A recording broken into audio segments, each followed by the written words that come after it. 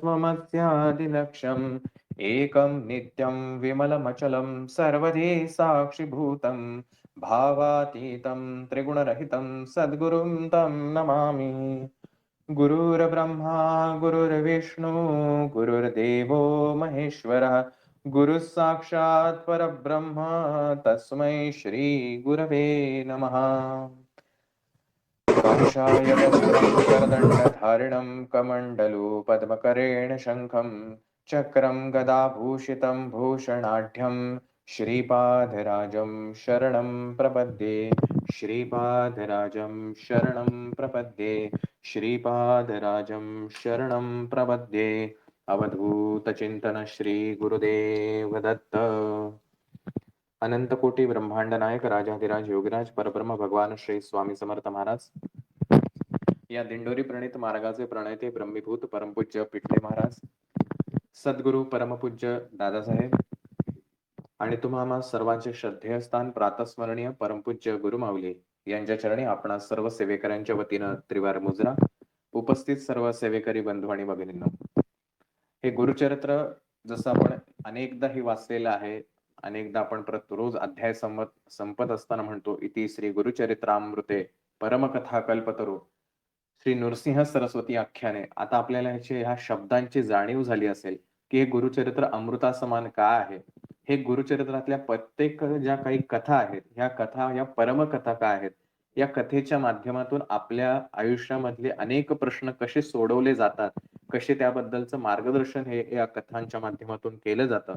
म्हणून हे नामधारकांनी जेव्हा सिद्धमुनींच्या मुखातून ऐकलं आणि म्हणून त्यांना ते प्रत्येक गोष्टीची जाणीव होते आणि म्हणून त्यांनी तशा पद्धतीने लिहिलंय की इति श्री गुरुचरित्र अमृते परमकथा कल्पतरू श्री नृसिंह सरस्वती आख्याने, की हे नृसिंह सरस्वतींचं जे आख्यान आहे यातली प्रत्येक गोष्ट ही अतिशय परमोच्च आहे आणि हे अमृता समान गुरूंचं चरित्र आहे. आणि म्हणून श्रोते हो, तुम्ही सगळ्यांनी या चरित्राचं श्रवण करावं, पठन करावं, वाचन करावं, चिंतन करावं अशी मनोमन आपल्या सगळ्यांना विनंती ह्या नामधारकांनी ग्रंथाच्या सुरुवातीपासूनच केलेली आहे. आणि ते सुरुवातीलाच असं म्हणतात की आम्ही हे अनुभवलंय आणि म्हणून आम्ही तुम्हाला हे सांगतोय की हे सहज सोपं आहे, याच्यामध्ये अजिबात कष्ट घ्यायची आवश्यकता नाही, खूप सोपं गोष्ट आहे, हे आम्ही अनुभवलंय म्हणून तुम्हाला आम्ही विनवणी करत आहोत. आणि ही विनवणी आपल्याला हे जसं जसे अध्याय पुढे जात आहेत तसं तसं याचं गांभीर्य कळत चाललंय की ते एवढ्या पोटतिडकीने आपल्याला महाराज का सांगत आहेत. आणि असं करत आपण 15व्या अध्यायापर्यंत काल आलेलो आहोत. महाराजांनी संपूर्ण भारतभरामधील ज्या काही तीर्थक्षेत्र आहेत, नद्या आहेत, या सगळ्यांची ओळख, परिचय, त्यांची यात्रा जी आहे, पदभ्रमंती कशा प्रकारे करायची, तिथे जाऊन कार्य काय करायचंय याच्याबद्दलचं ज्ञान आणि महाराजांना कशा प्रकारचा सेवेकरी भक्त हा अपेक्षित आहे याचं ज्ञान महाराजांनी कालच्या अध्यायात दिलं. आणि हे सगळं ऐकल्यानंतर महाराज त्या ठिकाणी गुप्त वेशामध्ये सगळ्या शिष्यांना पाठवल्यानंतर गुप्त वेशामध्ये त्या वैजनाथ ठिकाणी थांबलेले आहेत. आणि हे वैजनाथ ठिकाणी थांबलेले असताना मग नामधारकाला असा प्रश्न पडतो की महाराजांनी सगळ्या शिष्यांना पाठवून दिल्यानंतर महाराजांच्या सोबत तिथे कोण राहिलं, महाराज तिथं गुप्त वेशात किती दिवस राहिले आणि त्या गुप्त वेशात असताना सुद्धा महाराजांचं कार्य तिथं चालू होतं का महाराज कार्याने थांबवलं होतं, असे अनेक प्रश्न मनामध्ये असताना त्यांनी त्या सिद्धमुनींना विनंती केली की हे महाराज, हे गुरुवर्य, तुम्ही मला ते सांगावं की महाराजांनी सगळ्या शिष्यांना पाठवून दिल्यानंतर त्यांच्या सोबत कोण थांबलेलं आहे आणि तिथं महाराजांचं कार्य कसं झालंय. आणि ते सिद्धमुनी जे आहेत ते सिद्धमुनी त्या नामधारकाला असं म्हणतात की हे नामधारका, तुझ्यासारखा शिष्य मिळणं ह्याच्यासारखं महत्भाग्य नाही आणि आज तू खऱ्या अर्थाने माझ्यावरती उपकार केलेले आहेत, कारण तुझ्या या भक्तीनं, तुझ्या या जिज्ञासूने माझ्या मनामध्ये हे गुरुचरित्र पुन्हा एकदा नव्याने प्रकट झालेलं आहे. आणि माझ्या मनामध्ये जे काही संभ्रम निर्माण झाले होते, जे काही मळवट किंवा काय म्हणूयात, जे काही थोडीशी मलिनता आली होती, ती मलिनता तुझ्या या जिज्ञासेने, उत्सुकतेने माझी ही दूर जात आहे. आणि म्हणून हे नामधारका किंवा हे गंगाधर सरस्वती, की तुझ्याचमुळे माझ्यावरती इतके उपकार झालेले आहेत आणि माझ्या मुखातून मला आता हा संपूर्ण जो महाराजांचा चरित्रपट आहे तो सगळा माझ्या डोळ्यांसमोर आलाय. म्हणून सिद्धमुनी त्या नामधारकाचे आभार मानता आहेत की तुझ्यामुळे, जसं भक्त किंवा देव ह्या दोघांमधलं नातं फार सुंदर असतं की देव हा भक्तामुळे मोठा होतो. लक्षात घ्या, देव हा नेहमीच मोठा आहे, पण जेव्हा भक्त त्याची भक्ती करतो त्यावेळेला त्याचं मोठेपण जे आहे ते जगाला कळतं. तोपर्यंत देवाची ओळख कोणाला नसते, जरी तो मोठा असला तरी. त्यामुळे देव हा मोठा होतो, हा त्याच्या भक्तांमुळं. तसंच गुरु हा मोठा होतो त्याच्या शिष्यांमुळं. त्याची जी शिष्य परंपरा आहे, जसं आपल्याला सगळ्यांना माहिती आहे, की एखादा शिक्षक असतो, शाळेतला असेल, महाविद्यालयामधला असेल, तर त्याची ओळख जी आहे, ती त्याच्या वर्गातली किती मुलं हुशार आहेत, किती मुलांनी कुठे-कुठे काही कर्तृत्व गाजवलेलं आहे, त्याच्यावरती त्या गुरुची महती जी आहे ती ठरते. तसं ते सिद्धमुनी त्या नामधारकाला म्हणतात, की तुझ्यामुळे माझं नाव सुद्धा हे अजरामर होणार आहे आणि तुझ्या हातून जे महाराज कार्य करून घेणार आहेत, त्याच्यामध्ये माझाही उल्लेख राहणार आहे आणि हे सगळं गुरुचरित्र तुला सांगत असताना इतक्या वर्षानंतर ही गोष्ट घडलेली आहे. बघा, गुरुचरित्र असो, स्वामीचरित्र असो, या गोष्टी महाराज गेल्यानंतर झालेल्या आहेत. महाराज सदेह असताना हे लिहिलेलं गेलेलं नाहीये. स्वामीचरित्र सुद्धा महाराजांच्या नंतर लिहिलं गेलं. म्हणून जर आपण स्वामीचरित्रात उल्लेख बघितला तर आपल्याला कळेल, की ते जे स्वामीचरित्र लिहून होतं, ते बाळप्पा महाराजांना आणून दाखवलं जातं. कारण त्यावेळेला बाळप्पा महाराज जे आहेत ते गादीवर असतात. तसंच हे गुरुचरित्र हे महाराजांच्या नंतर, कारण महाराजांच्या समकालीन जे होते ते सायनदेव होते आणि त्यांची 5वी पिढी म्हणजे साधारण 100-125 वर्षानंतर हे गुरुचरित्र लिहिलं गेलेलं असण्याची शक्यता आहे. त्यामुळे इतक्या वर्षानंतर पुन्हा त्या सिद्धमुनींना हा सगळा भाव दाटून येतो आणि ते त्यांच्या शिष्याची अर्थात गंगाधर सरस्वतींची आभार व्यक्त करतात आणि ते असं म्हणतात, की सगळ्या शिष्यांना महाराजांनी पाठवल्यानंतर मी एकटा होतो, की जो महाराजांच्या सोबत त्या ठिकाणी थांबलो होतो. म्हणजे हे सिद्धमुनी जे आहेत, ते प्रत्यक्ष महाराजांच्या समवेत राहिलेले आहेत आणि 1 संवत्सर म्हणजे 1 वर्ष जे आहेत, महाराज त्या ठिकाणी थांबलेले आहेत. परळी वैजनाथच्या ठिकाणी आणि त्या अंबामातेच्या ठिकाणी महाराज तिथं त्यांचं गुप्त रूपामध्ये त्यांनी कार्य सुरू केलेलं आहे. संवत्सर एक तया स्थानी अंबा आरोग्य भवानी होते श्री गुरु गौप्य होऊनी स्थान बरवे मनोहर. अतिशय रम्य असं ते स्थान आणि अंबामातेचा आशीर्वाद. तर त्या ठिकाणी महाराज 1 वर्षभर गुप्त रूपामध्ये राहिलेले आहेत. असं असताना त्या ठिकाणी एक ब्राह्मण आला. सदा तेथे वर्तमानी आला ब्राह्मण एक मुनी श्री गुरु ते देखोनी नमन केली भक्तिभावे. आणि तो ब्राह्मण आला आणि त्यांनी महाराजांचे चरण धरले, की हे महाराज तुम्ही मला काहीतरी ज्ञान द्या. तुम्ही माझ्यावरती कृपा करा आणि मी ज्या अंधकारामध्ये, अज्ञानामध्ये, की मला कळत नाहीये मी कशासाठी जन्माला आलोय, माझा उद्देश काय आहे, परमेश्वर काय आहे, याबद्दलचं ज्ञान जे आहे ते मला काही मिळालं नाही. मी खूप तप केलेलं आहे. म्हणजे खूप सेवा केली आहे मी. प्रचंड सेवा केली. तप करीतो बहुत दिवस. खूप दिवसापासून मी तप करतोय. तप म्हणजे थोडक्यात उपासना. मी खूप दिवसापासून उपासना करतो आहे, पण तरी सुद्धा माझं मन काही स्थिर व्हायला तयार नाही. म्हणून तुम्ही मला कृपया ज्ञानाचा मार्ग दाखवा, की कशाप्रकारे माझं मन स्थिर होईल आणि मला हे आत्मज्ञान जे आहे ते मिळेल. कारण जर ज्ञान मिळालं नाही, तर हा जन्म वाया जाईल. ज्ञानाविणे तपास वृथा होती सायास तुम्हा देखता मानस संतोषले स्वामीराया स्वामीया. की हे ज्ञानाविणं, की आपल्याला आपण जे करतो आहोत, त्यातलं जर ज्ञान नसेल, तर ते केलेलं जे तप आहे, उपासना जी आहे, ती उपासना व्यर्थ ठरते. किती आपण जी उपासना करतो आहे, सेवा करतो आहे, ही सेवा करून काय होणार आहे? आपल्या आयुष्यात काय बदल घडणार आहे? किंवा त्याबद्दलचं जे ज्ञान आहे, ते जर मिळालं नाही, तर केलेली सगळी सेवा वाया जाईल. म्हणून हे गुरुवर्य, तुम्हाला बघितल्यानंतर मला अतिशय आनंद झाला आणि अ, माझ्यावरती तुम्ही कृपा करावी, अशी मी तुम्हाला विनंती करतो आहे. तर महाराजांनी त्याला विचारला, की "अरे, तू एवढा स्वतःला तपस्वी म्हणून घेतोस, अ, तू मुनी म्हणून घेतोस स्वतःला, तर गुरूंशिवाय तर ज्ञान मिळू शकत नाही. मग तू गुरूंशिवाय तुझा गुरु कोण?" असं महाराज त्या ठिकाणी त्यांना विचारतात, की महाराज म्हणतात, "तप करीतो बहुदिवस, स्थिर नव्हेनी माझे मानस, याची कारणे ज्ञानास न दिसे मार्ग आम्हासी." आणि महाराज त्याला मग पुढे असं विचारतात, ऐकोनी मुनींचे वचन, श्री गुरु पुसती हासोन, पावलासी केवी मुनीपण, गुरुविण सांग मज. महाराज त्याला म्हणतात, की तू एवढी उपासना केली म्हणतोयस, पण ही उपासना गुरूंच्या आदेशाशिवाय तर होऊ शकत नाही. मग तू स्वतःला मुनी कसा म्हणवतोस? कारण तोपर्यंत त्यांनी स्वतःच्या गुरुची ओळख करून दिली. महाराज बघा कसे थोडेसे काय म्हणूया आपण, महाराज पण थोडीशी चालाकी करतात. सरळ प्रश्न विचारायचा नाही. तिरका विचारला. काय विचारला, की तू स्वतःला मुनी म्हणवतोस, इतके वर्ष उपासना करतोयस असं म्हणतोयस, पण ही उपासना उपासना जी आहे ती गुरुविण सांग मज. गुरुविणा कशी काय केलीस तू? त्याचं मला उत्तर सांग. आणि मग तो खरं उत्तर सांगतो, की महाराज असं नाहीये. मी सुद्धा गुरु केला. आणि त्याच्या मनामध्ये खूप दुःख दाटून येतं आणि तो मध्येच डोळ्यामध्ये पाणी आणून महाराजांना सांगत असतो, की "हो महाराज, मी एक गुरु केले होते, पण ते अत्यंत निष्ठुर होते. अतिशय माझ्यावरती त्यांचं अजिबात प्रेम नव्हतं आणि मला नाही, नाही ते बोलायचे. ते वाईट साईड बोलत राहायचे. सतत माझा पाणउतारा करायचे, अपमान करायचे आणि ज्या करू नयेत अशा गोष्टी मला करायला लावायचे. म्हणजे तिथलं काम जे आहे, थोडक्यात शेण उचला किंवा आणखीन काही ज्या असतील गोष्टी. अशा अनेक अकृत्य सेवा सांगे माझं, की जे न करण्यासारख्या गोष्टी आहेत. त्या गोष्टी मला ते करायसाठी सांगायचे. ना मला काही वेदशास्त्रामधले मंत्र किंवा आणखीन काही उपासना किंवा ते ज्ञान द्यायचं. मला कुठल्याही भाषेचं, व्याकरणांचं अशा प्रकारचं कुठलं ज्ञान दिलं नाही.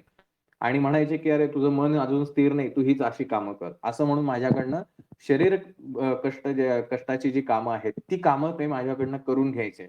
आणि त्याच्यामुळे मला त्यांचा खूप राग यायचा, की मला हे काहीच शिकवत का नाही? माझ्याकडनं ही असलीच कामं करून घेतायत. आणि म्हणून मी त्यांची आज्ञा जी आहे त्यांचं दुर्लंघन करायचो किंवा ती आज्ञा जी आहे ती अजिबात ऐकायचो नाही. आणि त्याच्यामुळे ते आणखीन माझ्यावरती चिडायचे. म्हणून सांगे आणिक काही, आपुले मन स्थिर नाही, न ऐके त्यांचं वाक्य काही, आणिक कोपे मजवरी. आणखीन ते माझ्यावरती चिडायचे, आणखीन ते माझ्यावरती रागवायचे आणि असं खूप दिवस चाललंय, की मी ज्या कारणासाठी त्यांच्याकडे गेलो होतो, की मला ज्ञान द्या, मला शिकवा काही गोष्टी. त्या कारणासाठी मी गेलो होतो, पण हे मला अशा प्रकारे वागणूक द्यायचे. मला रोज राग भरायचे, रोज ओरडायचे आणि मला म्हणायचे, की "तुझं मन स्थिर नाही, म्हणून तुला काही मी देणार नाही." अशा पद्धतीने मला हिणवायचे आणि म्हणून मी जे आहे ते तिथनं निघून आलो त्यांच्यावरती राग धरून. या कारणे बहुदिवसी होतो तया गुरुपासी, बोलोय माते निष्ठुरेसी, कोपोनी आले तयावरी. त्यांच्यावरती राग धरून आलेला आहे. ह्याच्यावरती महाराजांनी फार सुंदररित्या एकाच वाक्यात त्याला उत्तर दिलेलं आहे. महाराजांचं उत्तर काय आहे? ऐकोनी तयाचे वचन, श्री गुरुमूर्ती हास्यवदन, म्हणती कैसा ब्राह्मण, आत्मघातकी तू होसी. महाराज त्याला हसून म्हणतायत, की "अरे, तू आत्मघातकी आहेस म्हणजे स्वतःचीच तू हत्या करून आलेला आहेस." का? कारण गुरूंवर चिडून तू तिथनं त्यांचा मार्ग सोडून आलास निघून. कसा तू माणूस आहेस? कसा तू ब्राह्मण आहेस? की गुरूंनाच तू लाथडून आलास किंवा गुरूंच्याच तिथे रागावून तू बाहेर पडलेला आहेस आणि तू म्हणतोयस, की मला ज्ञान द्या म्हणून. आणि मग महाराज त्या ठिकाणी गुरूंचं महत्त्व हे सांगत आहेत. अर्थात हे आपण आता थोडक्यात बघणार आहोत. महाराज काय सांगतात त्यांना? महाराज त्याला म्हणले, "एखादा मूर्ख व एखादा मूर्ख आपुले करी, मळ विसजी देहावरी, आपले अदृष्ट ऐसे बरे, म्हणून सांगे सकळिका. तैसे तुझे अंतःकरण, आपुले नासिक छेदून, पुढील याते अपशकुन, करणार होसी तूचे एक." महाराज त्याला म्हणतायत, की "तू स्वतःच्याच हाताने स्वतःचं नाक कापलंयस आणि दुसऱ्याला अपशकुनी ठरवतोयस. असं तुझं वर्तन आहे. न विचारिसी आपले गुण, तू ते होय कैचे ज्ञान, गुरुद्रोही तूची जाण, अल्पबुद्धी परियेसा." की तू अर्धवट ज्ञानाने स्वतःमध्ये आत्मपरीक्षण तू केलेलं नाहीस, की आपल्यामध्ये आपण कुठे कमी पडतोय, आपले गुण कुठे कमी पडतायत, ह्याचं तू आत्मचिंतन केलं नाहीस. उलट तू तुझ्या गुरूंना दोष देऊन आलेला आहेस आणि तुझं मन जे अंतःकरण आहे, ते अंतःकरण तुझं शुद्ध नाही. तू स्वतःकडे आत्मचिंतन करतच नाहीस आणि गुरूंना दोष देऊन आलेला आहेस. न गु सॉरी. "आपुले गुरुचे गुणदोष, सदा उच्चार करीसी हर्ष, ज्ञान कैचे होय मानस, स्थिर केवी होय आता." आणि तू काय करत आला? सारखं-सारखं सगळीकडं हेच सांगतोयस, की "बघा माझे गुरु कसे आहेत, मला सारखी कामं लावतायत, मला असं बोलतायत, तसं बोलतायत." तू स्वतःकडे बघितलं नाहीस, की तू कसा वागतोय. तू तुझ्या गुरूंचे गुणदोष जे आहेत, त्याचा बोंबाबोंब करत सुटलेला आहेस. सगळ्या लोकांना सांगत सुटलायस, की "बघा माझे गुरु कसे आहेत, बघा माझे गुरु कसे आहेत." तुला कसलं ज्ञान होणार आहे? "ज्ञान कैचे होय मानस, स्थिर केवी होय आता." तुझं मनच अस्थिर आहे, तर तुला ज्ञान होईलच कसं? जवळी असता निधानू, का हिंडावे रानो रानो, गुरु असता कामधेनू, त्यजूनी आला आम्हावसी. की तुझ्याजवळ निधान म्हणजे तुझ्याजवळ सगळा खजिना होता.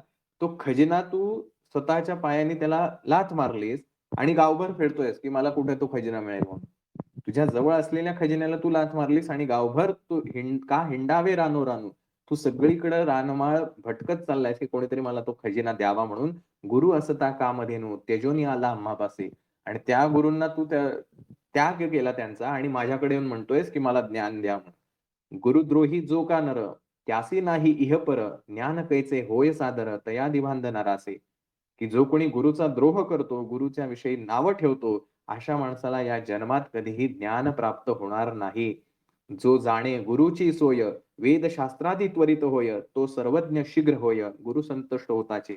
ज्याला गुरूंचं महत्त्व कळतं, त्याला मात्र वेदशास्त्रांचं सगळ्याचं ज्ञान जे आहे ते गुरु त्वरित देतात. वेदशास्त्रादी त्वरित होय. तात्काळ गुरु ते आहेत, ते त्याच्यावरती प्रसन्न होऊन त्याला सगळ्या गोष्टी देऊन टाकतात. ज्याच्यावरती गुरूंचं प्रेम आहे, ज्याच्यावरती गुरूंची कृपा झालेली आहे. त्यामुळे तू स्वतःच्या हाताने, स्वतःच्या पायानेच त्याच्यावरती लाथ मारून आलायस. तुझ्याकडे होत असलेला खजिना जे आहे, तो खजिना सोडून तू गावभर सगळीकडे भटकतोयस, की मला कोणीतरी खजिना द्या म्हणून. हे कसं शक्य होणार? तुला ज्ञान मिळणार तरी कसं? तुझं मनच एवढं अस्थिर आहे. तुला कळतच नाही, तू आत्मचिंतनच करत नाही, मी कुठे चुकतोय म्हणून. संतोष होता श्री गुरुसे, अष्टसिद्धी त्याच्या दासे, क्षण न लागता परी येसे, वेदशास्त्र तया साध्य. ज्यावेळेला गुरु प्रसन्न होतो, त्यावेळेला अष्टसिद्धी त्याच्या दासी असतात, की तुम्हाला जे हवंय, पैसा असेल, आरोग्य असेल, अन्य अनेक गोष्टी, कुठल्याही प्रकारची सिद्धी जी आहे, ह्या सगळ्या सिद्धी त्याच्याकडे दासी म्हणून काम करत असतात. त्याला ते तुम्हाला देण्यासाठी एक क्षणभर सुद्धा लागत नाही आणि अशा व्यक्तीला सगळ्या प्रकारचे वेद, पुराण, शास्त्र, ज्ञान जे आहे, ते सहजच साध्य होतं. पण कोणाला? ज्यांनी गुरूंना प्रसन्न करून घेतलेलं आहे. आणि हे सगळं ऐकल्यानंतर त्या ब्राह्मणाच्या डोळ्यात पाणी यायला लागतं. किती मोठी मी चूक करून बसलेलो आहे. आणि त्याच्या डोळ्यांमध्ये पाणी येतं आणि तो महाराजांना वंदन करतो आणि "महाराज, मी चुकलो. पण मला ह्याचं ज्ञान द्या, की गुरु कशाप्रकारे कृपा करतो? गुरु कसा प्रसन्न होतो? हे जरा मला कृपया तुम्ही समजावून सांगा." मी अज्ञानी होतो, मला कळत नव्हतं. मी स्वतःच्याच गर्वामध्ये होतो, स्वतःच्याच अहंभावामध्ये होतो, की मला सगळं येतंय, मला फक्त गुरूंनी एवढं दिलं, म्हणजे मला सगळं काही मिळेल. अशा अहमिकेमध्ये मी स्वतःच्या ह्या सगळ्याच गोष्टी लाथाडून आलो. माझ्याकडनं खूप मोठा गुन्हा घडलेला आहे. तर हे गुरुवर्या, तुम्ही मला हे समजावून सांगा, की गुरु कशाप्रकारे कृपा करतो? गुरुला प्रसन्न कसं करायचं? ह्याच्याबद्दल जरा मला तुम्ही ज्ञान द्या. आणि हे ऐकल्यानंतर महाराजांना अतिशय आनंद होतो. महाराज त्याला म्हणतात, "करुणावचन ऐकुनी श्री गुरु म्हणती, ऐक मुनी, तू ते सांगेन विस्तारोनी गुरु सेवा विधान." महाराज त्याला म्हणतायत, की "तुझ्या ऐकण्यावरून मी प्रसन्न झालोय. आता मी तुला सांगतो ते ऐक, की गुरुची सेवा कशी करायची असते. त्याचं विधान जे आहे, त्याची प्रोसेस जी आहे, ती मी तुला समजावून सांगतो आहे." आणि श्री गुरु म्हणते, "ऐक मुनी, गुरु म्हणजे जनक जननी, उपदेश करता आहे कोणी, तोची जाणावा जग परमगुरु." की हा जो गुरु आहे, हा गुरु जो तुमचा आई-वडिलांसमान आहे. तुमच्या आई-वडिलांना जेवढा तुम्ही आदर देता, तेवढाच तुम्ही तुमच्या गुरूंना द्यायचा. गुरु म्हणजे जनक जननी. उपदेश करता आहे कोणी, तोची जाणावा परमगुरु. जो तुम्हाला पुढील मार्गासाठी उपदेश करतो, तुम्हाला ज्ञान देतो राहतो, तो तुमचा परमगुरु आहे असं समजावं, असं त्या ठिकाणी महाराज त्यांना सांगतात. गुरु हरिहर विरची जाण, तोची स्वरूपे नारायण, मन करुणी निर्वाण, सेवा करावी भक्तीने. आणि अशा प्रकारे गुरूंनाच तुम्ही सर्वस्व मानून त्यांची मनःपूर्वक तुम्ही सेवा करायला पाहिजे. आणि मग गुरु त्यांना एक गोष्ट सांगतात, की द्वापार युगाच्या अंतकालामध्ये ही घडलेली गोष्ट आहे. आणि गुरु महाराज त्यांना सांगतायत, की द्वापार युगाच्या शेवटाच्या कालामध्ये एक धौम्य नावाचे ऋषी होते. या ऋषींची शिष्य परंपरा अतिशय मोठी होती. भरपूर सारे शिष्य जे आहेत ते त्यांच्याकडं शिकायला असायचे आणि वेगवेगळ्या राजांची मुलं, इतर ऋषींची मुलं, ब्राह्मणांची मुलं ही त्यांच्याकडे शिकायला असायची. तर अशा त्या धौम्य मुनींची ही गोष्ट आहे आणि त्या ठिकाणी त्या धौम्य ऋषींच्या ठिकाणी आता पूर्वीच्या काळी महाराज असं म्हणतात, की पूर्वीच्या काळी गुरु परीक्षा घ्यायचा. त्यांच्याकडे जी काही कामं असतील, त्या कामांच्या माध्यमातून गुरु त्यांच्या शिष्यांची परीक्षा घ्यायचा आणि परीक्षा घेतल्यानंतर जो शिष्य त्या परीक्षेमध्ये पास होईल, उत्तीर्ण होईल, त्याला ते ज्ञान द्यायचे आणि पुढील मार्ग दाखवायचे. असं पूर्वीची पद्धत आहे.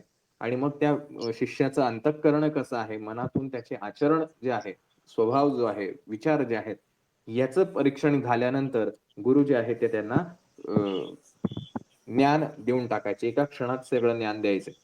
अशी ती गोष्ट आहे आणि मग ती गोष्ट महाराज या ठिकाणी आपल्याला सांगतायत, की धौम्य नावाचे त्या ठिकाणी ऋषी होते आणि या ऋषींना अनेक जी त्यांची शिष्य परंपरा होती, त्यातले काही शिष्य जे होते, या शिष्यांची 3 जे शिष्य आहेत, तर त्या एक अरुणी आहे, दुसरा वैद नावाचा किंवा वेद नावाचा आणि तिसरा उपमन्यू अशा 3 शिष्यांची कथा महाराज या ठिकाणी सांगतात. तर एके दिवशी असं होतं, ह्या सगळ्या शिष्य परंपरेला धौम्य मुनी जे आहेत ते शिकवण देत असतात, शिक्षा देत असतात. तर त्यावेळेला पावसाळ्याचे दिवस असतात आणि खूप मोठा पाऊस पडायला लागतो, विजा चमकायला लागतात.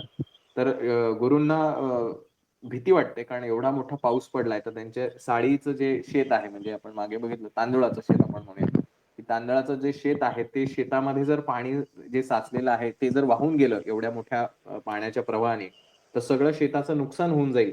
म्हणून ते सगळ्या शिष्यांना विचारतात, की आता हे शेताचे रक्षण करायला कोण जाईल? खूप मोठा पाऊस पडतोय, विजा कडाडतायत.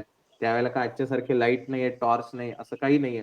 मशाल घेऊन जायचंय, ते पावसात कुठली मशाल आहे? त्यामुळे अंधाऱ्या रात्रीमध्ये आश्रम सोडून त्या ठिकाणी जायचंय. तर कोण जाईल त्या ठिकाणी? सगळे शिष्य पटापट, पटापट आडोसा धरून घेतात. नाही बाबा, आपल्याला नाही जमणार एवढं. अंधारात रात्रीत काही झालं, तिथं साप असेल, हिंस्त्र प्राणी असतील, काही झालं तर कोणी बघावं? सगळे त्या ठिकाणावरून निघून जातात. हा जो अरुणी नावाचा शिष्य आहे तो त्या ठिकाणी थांबतो आणि धौम्य मुनींना विनंती करतो, की "हे गुरुवर्या, तुम्ही मला आज्ञा द्या. जे काही मला तिथं करायचं असेल ते मी नक्की करेल." आणि ते ऋषी अतिशय खुश होतात आणि ते त्याला सांगतात, की "जा तू तिथे आणि ते जे आपलं शेतात तांदळाचं जे पीक असतं त्याला पाणी फार महत्वाचं आहे, पाणी साचलेलं. तर ते जर तिथनं वाहून गेलं, तर सगळी शेती चं नुकसान होईल. म्हणून तू तिथे जा आणि तिथे जाऊन ते पाणी अडवून ठेव. पाणी वाहून जाणार नाही याची काळजी घे." तर तो गुरूंची आज्ञा घेतो आणि त्या ठिकाणावरनं जातो, शेतापाशी येतो आणि शेतापाशी आल्यानंतर त्याला कळतं, की अरे हा तर बांध फुटलाय. जे पाणी साचवून ठेवलेलं आहे, तो बांध फुटला. तिथले दगड, माती सगळं वाहून गेलेलं आहे आणि एका बाजूने पूर्ण मोठ्या फोर्सने सगळं पाणी खाली वाहून चाललेलं आहे. त्यामुळे तो आपला प्रयत्न करतो की दगड आणून त्या ठिकाणी ठेवायचे. थोडीशी माती लावण्याचा प्रयत्न करतो. पण बिचारा एक छोटासा मुलगा आहे. आपण कल्पना करा, की एवढ्या मोठ्या प्रचंड पावसामध्ये अंधार पडलेला आहे. विजा कडाडत आहेत आणि त्या शेतामध्ये तो एकटा बिचारा आपले एक-एक दगड उचलून ठेवणार. तर त्या पाण्याच्या प्रवाहाने ती सगळी दगडं जी आहेत पुन्हा वाहून जायची. ती माती वाहून जायची. काहीही केलं ते काही तिथला तो बांध जो आहे ते परत बंद व्हायला तयार नाही आणि पाणी सगळं वाहून चाललं होतं. ह्याच्या मनामध्ये थोडीशी भीती वाटायला लागली, की गुरुची आज्ञा तर पालन करायचीच आहे. काही झालं तरी चालेल. पण पाणी तर थांबलंच पाहिजे. भले आपल्याला मृत्यू येऊ दे, काही हरकत नाही. पण गुरूंची आज्ञांचं अवलंघन किंवा उल्लंघन जे आहे ते आपल्याकडनं होणार नाही याची आपल्याला काळजी घ्यायची आहे. आणि मग विचार करता त्याला त्याला असं सुचलं, की त्यांनी काय केलं, तो जो बांध जिथं फुटला होता, तिथं तो स्वतःच आडवा पडला. विचार करा पावसाळ्याचे दिवस, पाऊस एवढा जोरात पडतो म्हणजे थंडी प्रचंड. पावसाचं पाणी जोरजोरात लागत असणार. तो थंड वारा, त्या थंड पाण्याचा स्पर्श आणि एवढे मोठमोठे दगड, माती जी आहे ती सगळी तिथून वाहून येते. पण हा म्हणला, की नाही काही झालं तरी आता इथनं पाणी काही जाऊन द्यायचं नाही आणि स्वतः त्या ठिकाणी आडवा पडला. समोर एका बाजूला हात, एका बाजूला पाय असं करून तो त्या वाहून जाणाऱ्या पाण्याच्या इथं थांबला आणि तो तिथे थांबल्यामुळं कारण आता प्रत्यक्ष जिवंत तो त्या ठिकाणी थांबलाय. त्यामुळे त्याला अडून सगळी दगडं, माती जी आहे ती त्या ठिकाणी अडायला लागली आणि असं करून ते पाणी तिथलं थांबलं. पण आता ह्याला एक तर ह्या झाला, की हा लॉक झाला तिथं, की तिथनं जर तो उठला, तर पुन्हा ते पाणी वाहणार आणि एवढे सगळे जी मेहनत घेतलीये, ती सगळी वाया जाणार. त्यामुळे तो तिथेच त्या ठिकाणी पडून राहिला आणि त्या सगळ्या थंडीमध्ये, त्या पावसाच्या ह्यानी अर्धवट बेशुद्ध झाल्यातच जमा झाला होता.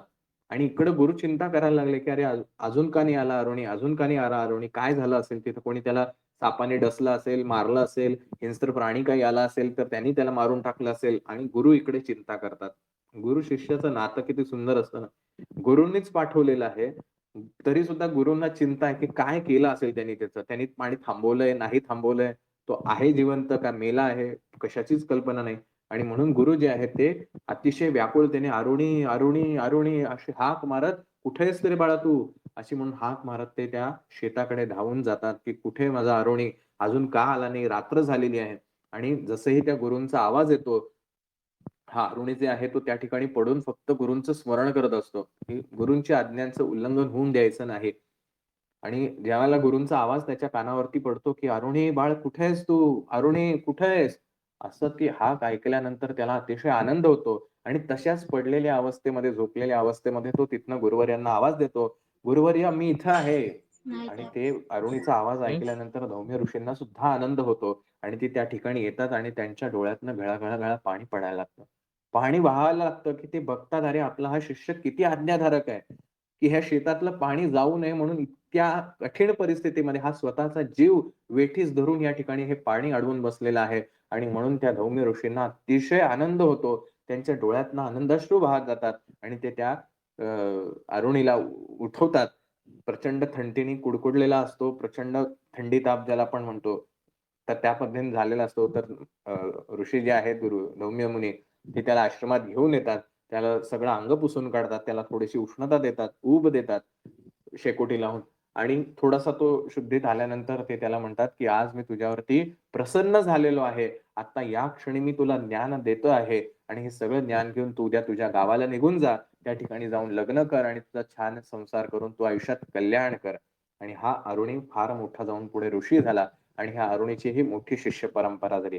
अशा प्रकारे पहिल्या शिष्याला या गुरूंनी ज्ञान दिलं आणि त्याला पुन्हा त्याच्या पुढच्या संसाराला मार्गाला पाठवून दिलं. आता जो दुसरा जो आहे, वेद जो आहे, त्या वेदाची परीक्षा घ्यायची ठरवली. कारण जे आपण शिकवतो आहे ते समोरच्याला कळतंय का नाही, तो इम्प्लिमेंट करतोय का नाही, ह्याची परीक्षा गुरु सतत घेत असतो. आणि म्हणून त्यांनी त्या अशाच एका वेळेला त्या वेदाला आज्ञा केली, की "एक काम कर," म्हणे, "तू आपलं जे शेत आहे, त्या शेताची राखण कर. शेत पिकव चांगलं. शेतामध्येच जाऊन राहायचं तू. आता इथे आश्रमात राहू नकोस. शेतामध्ये जा, तिथं शेताची सगळी निगा राख आणि सगळं धान्य तयार झालं, की ते सगळं धान्य घेऊन तू आश्रमामध्ये ये. तोपर्यंत काही इथे येऊ नकोस." अशा प्रकारची आज्ञा त्या धौम्य ऋषींनी त्यांच्या शिष्याला, त्या वेदला त्यांनी केली आणि त्या गुरूंची आज्ञा समजून तो वेद जो आहे तो त्या ठिकाणी गेला, शेतावरती राहिला. अत्यंत उत्तम प्रकारे त्यांनी शेताची काळजी घेतली, शेतातल्या पिकाची काळजी घेतली. ते सगळं धान्य तयार झाल्यानंतर त्याची जे काही खुरपणी असेल किंवा मळणी असेल, कापणी असेल, हे सगळं करून त्याने ते धान्य त्या ठिकाणी तयार करून ठेवलं आणि तो गुरूंची आज्ञा घेण्यासाठी धौम्य ऋषींकडे आला, की "हे गुरुवर्य, धान्य तयार झालेलं आहे, काय करू मी सांगा?" धौम्य ऋषी म्हणले, "एक काम कर, हा गाडा घेऊन जा." आणि हा गाड्यासोबत त्यांनी एक रेडा दिला आणि हे घेऊन जा आणि ते सगळं धान्य जे आहे, ते आपल्या आश्रमात घेऊन ये. असं म्हणून तो गाडा घेऊन गेला, त्या रेड्याला घेऊन गेला आणि ते धान्य जे आहे 2 खण भरून एवढं मोठं धान्याचा तो साठा होता, वजन तेवढं त्याचं झालं.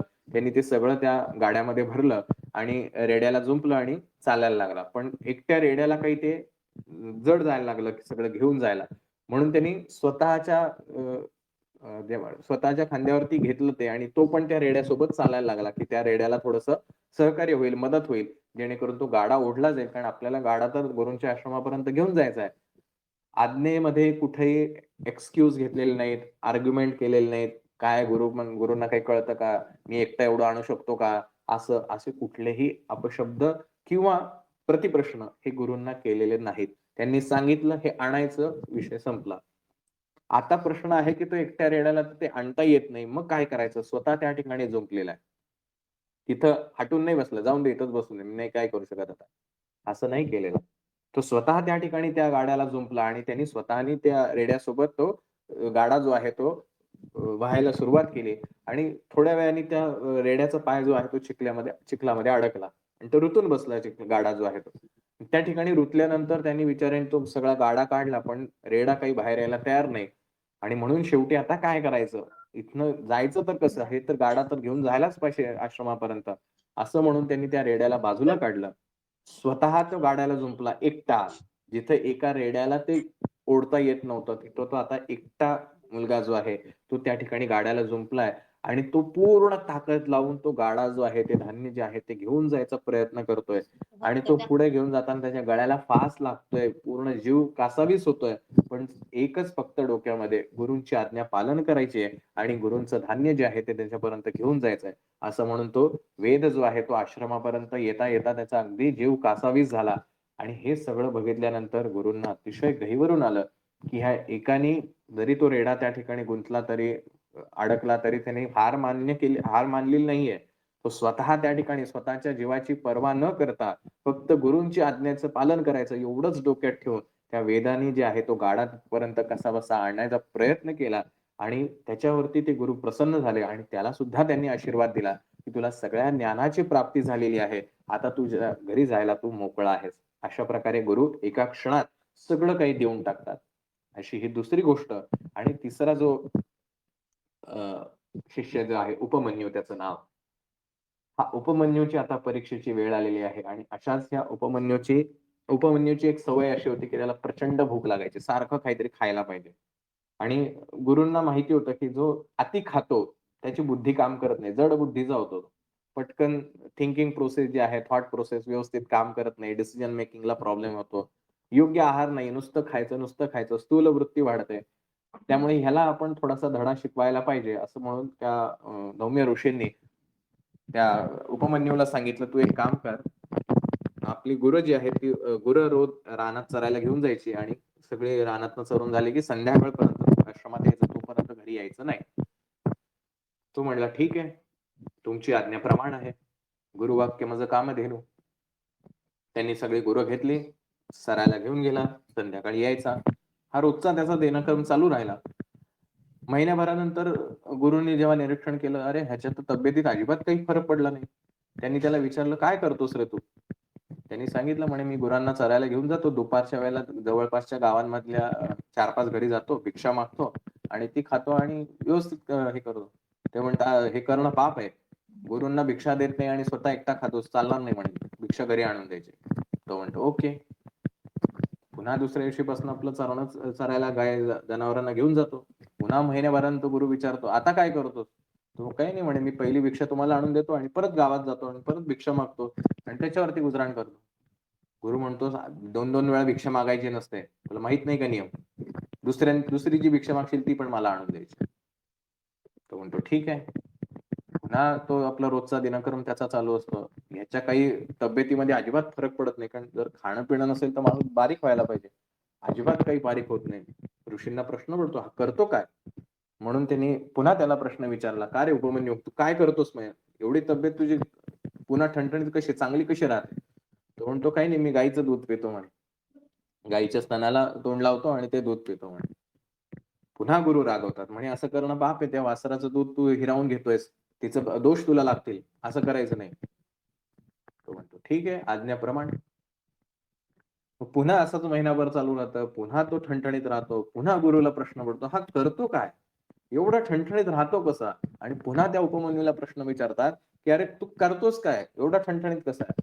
तो म्हणतो, "काही नाही. जेव्हा ती वासरू जे आहे ते गाईचं दूध पीत असते, त्यावेळेला तिच्या तोंडातनं जे उष्ण दूध जे आहे ते पडत असतं, ते मी आपला द्रोण लावतो म्हणजे अ, झाडाची पानं जी आहेत त्याने ते द्रोण बनवतो आणि ते जे उष्ण दूध आहे ते मी पितो. जेणेकरून वासराचं जे दूध आहे ते तुम्ही प्यायचं नाही म्हणून सांगितलं. मग हे जे पडतंय खाली, वेस्ट जाणार आहे, ते मी पितो आणि माझं भूक भागते," म्हणे. गुरु म्हणतो, "काय माणूस आहे? असं उष्ट कोणी खातं का?" म्हणे. "नाही करायचं," म्हणे. उपमन्यू म्हणतो, "ठीक आहे." पुन्हा असे दिवस चालू राहतात. तर एके दिवशी आता त्याला प्रश्न पडतो, की सगळेच आपले ऑप्शन जे आहेत ते सगळे गुरूंनी बंद केलेत. काहीही केलं, आता भूक भागवायची कशी? इतकी प्रचंड भूक आहे. सारखं खायला पाहिजे काहीतरी. ते असंच एके दिवशी त्याला रुईचं झाड दिसतं आणि त्या रुईच्या झाडातनं जो चीक येतो पांढऱ्या रंगाचा, त्याला वाटतं हे दूधच आहे. आणि छोटी छोटी मुलं आहेत ना ही, आश्रमामध्ये गुरूंच्याकडे जे शिकायला असतात, त्यांना एवढं ज्ञान नाही.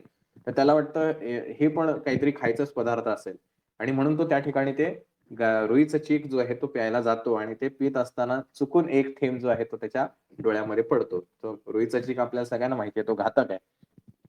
तर तो थेंब पडल्यानंतर त्याचे डोळे जे आहेत ते अंध होतात, त्याची दृष्टी जाते आणि आता त्याला वाटते भीती.